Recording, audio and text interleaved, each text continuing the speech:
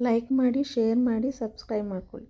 ನೋಡಿ ಸಬ್ಬಸಿಗೆ ಸೊಪ್ಪನ್ನ ತೊಳ್ಕೊಂಡು ಸಣ್ಣ ಸಣ್ಣಗೆ ಹೆಚ್ಕೊಂಡಿದ್ದೀನಿ ನೋಡಿ, ಒಂದು ಕಂತೆ.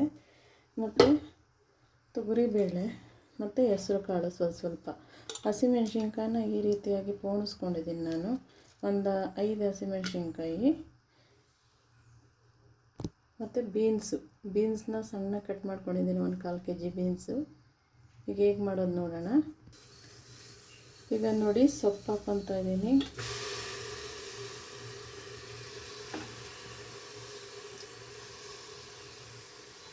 ಮತ್ತು ಬೀನ್ಸ್ ಹಾಕ್ಕೊತಾ ಇದ್ದೀನಿ.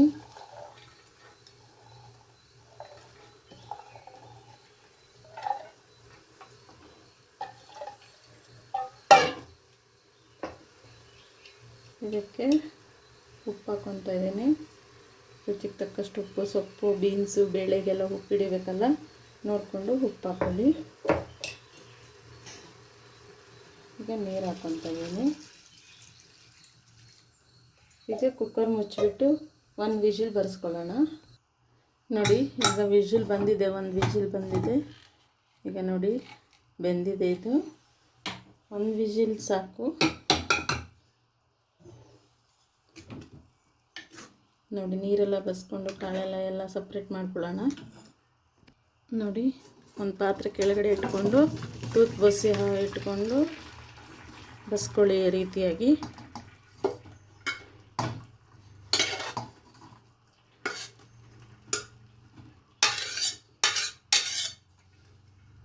ಈ ರೀತಿಯಾಗಿ ಬಸ್ಕೊಳ್ಳಿ. ನೋಡಿ ಮೆಣಸಿನ್ಕಾಯಿ ಈ ಥರ ದಾರದಲ್ಲಿ ಪೋಣ್ಸ್ ಹಾಕಿದ್ರೆ ನಿಮ್ಗೆ ಹಾಗೆ ಸಿಗುತ್ತೆ.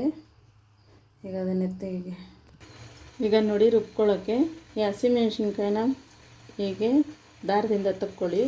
6 ಹಸಿಮೆಣ್ಸಿನ್ಕಾಯಿ ಇದೆ, ಒಂದು 7 ಗೆಡ್ಡೆ 7 ಎಸಳು ಬೆಳ್ಳುಳ್ಳಿ ಮತ್ತು ಪೆಪ್ಪರು, ಒಂದು 7 ರಿಂದ 8 ಪೆಪ್ಪರು, 1/4 ಸ್ಪೂನ್ ಜೀರಿಗೆ, ಕೊತ್ತಂಬರಿ ಸೊಪ್ಪು ಮತ್ತು ಬೇಯಿಸಿರೋದು ಬೇಳೆ ಮತ್ತು ಹೆಸರು ಕಾಳು ಮತ್ತು ಈ ಟೊಮೊಟೊ.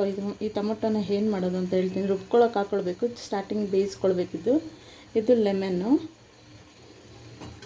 ಈಗ ನೋಡಿ ಇವಾಗ ಸಪ್ಪೆ ಕಟ್ಟು ಬಸ್ಕೊಂಡಿದ್ದೀವಲ್ಲ ನಾವು, ಆ ಬಸ್ಕೊಂಡಿರೋ ಇದಕ್ಕೆ ಇದನ್ನು ಈ ಟೊಮೊಟೊನ ಈ ರೀತಿಯಾಗಿ ಆಫ್ ಮಾಡಿ ಹಾಕ್ಬಿಡಿ, ಬೇಯ್ತಾ ಇರಲಿ ಅದು. ಈಗ ರುಬ್ಕೊಳ್ಳೋಣ, ಇದನ್ನೆಲ್ಲನೂ ರುಬ್ಕೊಳ್ಳೋಣ. ನೋಡಿ ಇವಾಗ ರುಚಿಗೆ ತಕ್ಕಷ್ಟು ಉಪ್ಪು ನೋಡಿ, 1/2 ಸ್ಪೂನ್ 1/4 ಸ್ಪೂನ್ ಉಪ್ಪು ಹಾಕ್ಕೊತಾ ಇದ್ದೀನಿ. ನೋಡಿ ಇದು ಟೊಮೊಟೊ ಬೇಯಿಸಿಟ್ಕೊಂಡಿದ್ದೀವಲ್ಲ, ಸ್ವಲ್ಪ ಇದನ್ನು ಇದಕ್ಕೆ ರುಬ್ಕೊಳ್ಳೋಕೆ ಹಾಕ್ಕೊಳ್ಳೋಣ. ಇದನ್ನು ನೈಸಾಗಿ ರುಬ್ಕೊಂಬರೋಣ. ನೋಡಿ ರುಬ್ಕೊಂಡಿದ್ದೀನಿ.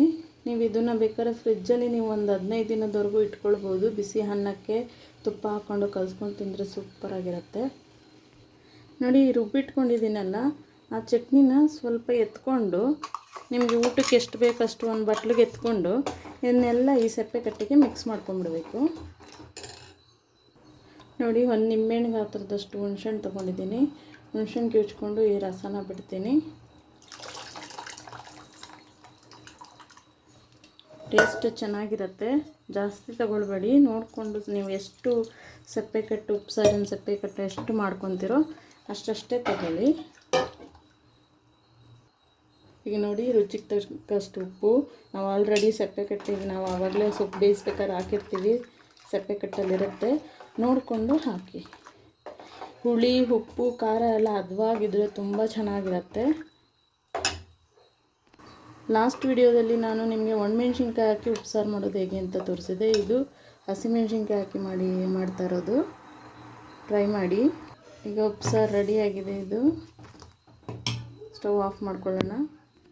ನೋಡಿ ನಾನು 4 ಸ್ಪೂನು ಎಣ್ಣೆ ಹಾಕ್ಕೊಂಡಿದ್ದೀನಿ, ಸಾಸಿವೆ ಹಾಕ್ತಾಯಿದ್ದೀನಿ. ಪಲ್ಯ ಒಗ್ಗರಣೆ ಹಾಕ್ಕೊಳ್ಳೋಣ. ಇವಾಗ ಈರುಳ್ಳಿ ಹಾಕ್ಕೊತಾ ಇದ್ದೀನಿ, ಈಗ ಕರ್ಬೇವಿನ ಸೊಪ್ಪು ಹಾಕ್ಕೊತಾ ಇದ್ದೀನಿ, 1/4 ಸ್ಪೂನ್ ಚಿಲ್ಲಿ ಪೌಡರ್ ಮತ್ತು ರುಚಿಗೆ ತಕ್ಕಷ್ಟು 1/4 ಸ್ಪೂನ್ ಅಷ್ಟು ಉಪ್ಪು.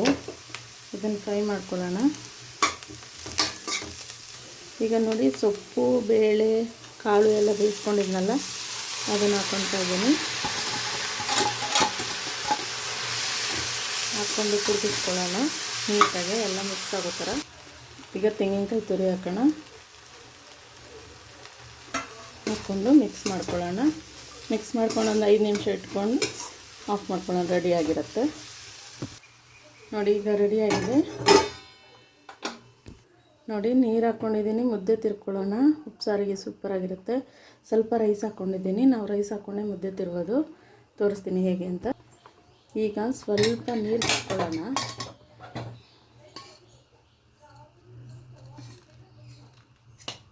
ಈಗ ಹಸಿಟ್ಟು ಹಾಕ್ಕೊಳ್ಳೋಣ ನೋಡಿ. ಈಗ ಹಸಿಟ್ಟು ಹಾಕ್ಕೊತ ಇದ್ದೀನಿ, ರಾಗಿ ಹಸಿಟ್ಟು ನೋಡಿ. ಹಸಿಟ್ಟು ಹಾಕ್ಕೊಂಡಿದ್ದೀವಿ. ನಿಧಾನಕ್ಕೆ ತಿರುಗ್ಕೊಳ್ಳಿ.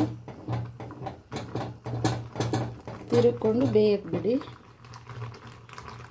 ಈಗ ತಿರುಗ್ಕೊತೀನಿ ಕೆಳಗಡೆ ಇಟ್ಕೊಂಡು ನೋಡಿ. ಇವಾಗ ತಿರುವಿಟ್ಟಿದ್ದೀನಿ. ಸ್ವಲ್ಪ ಆವಾಗಲೇ ನಾವು ಬಸ್ಕೊಂಡಿದ್ವಲ್ಲ, ಅದನ್ನು ಸಪ್ರೇಟ್ ಹಾಕ್ಕೊಳ್ಳೋಣ.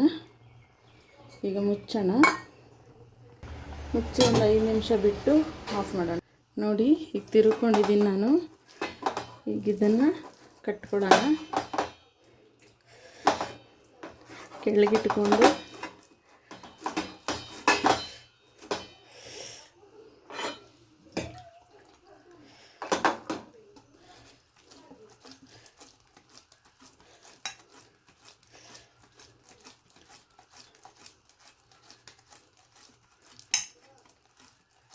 ನೋಡಿ. ಈ ರೀತಿಯಾಗಿ ಕಟ್ಕೊಳ್ಳಿ. ಈ ರೀತಿಯಾಗಿ ಕಟ್ಕೊಂಡಿದ್ದೀನಿ ನೋಡಿ. ರೆಡಿಯಾಗಿದೆ. ನಿಂಬೆಹಣ್ಣು ಹಾಕ್ಕೊಂಡು ಉಪ್ಸಾರಿಗೆ ಚಟ್ನಿ ಹಾಕ್ಕೊಂಡು ತಿಂತಾರೆ. ಸೂಪರ್ ಆಗಿರುತ್ತೆ. ನೀವು ಮಾಡಿ ಹೇಗಿದೆ ಅಂತ ಕಮೆಂಟ್ ಮಾಡಿ.